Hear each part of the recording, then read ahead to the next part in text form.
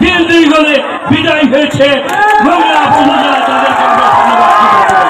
আমরা দর্শকরা মুগ্ধ হয়েছি, আমরা আনন্দিত হয়েছি।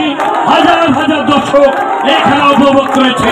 প্রিয় বন্ধুরা আমার, আমরা আমাদের সবচেয়ে বড় সংকট হয়েছে গত 17 বছর আমাদের তরুণদেরকে অস্ত্র হাতে তুলে দিয়ে মাদকে আসক্ত করে তাদেরকে রাজনৈতিক হাতিয়ার হিসেবে ব্যবহার করা হয়েছিল।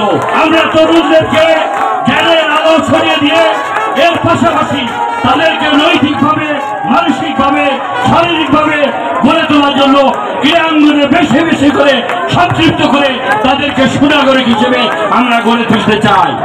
গুরুত্বপূর্ণ নাগরিক হিসেবে গড়ে তোলার জন্য আমাদের এই প্রচেষ্টা অব্যাহত থাকবে বাগেরহাট জেলায় প্রতিটি উপজেলায়। আমাদের ভারপ্রাপ্ত চেয়ারম্যান আগামী দিনের রাষ্ট্রনায়ক তারেক রহমান যুবকদের দিয়ে, তরুণদেরকে দিয়ে আগামী বাংলাদেশ গড়ে তোলার জন্য যে প্রত্যয় ঘোষণা করেছেন, নতুন বাংলাদেশ ক্ষুধা দারিদ্র মুক্ত, সাম্যের শোষণ মুক্ত, সবার ন্যায় বিচার, মানুষের অধিকার ফিরিয়ে দিয়ে মানুষের ন্যায় বিচার প্রতিষ্ঠা করে কারোর উপর আমরা জুলুম করবো না।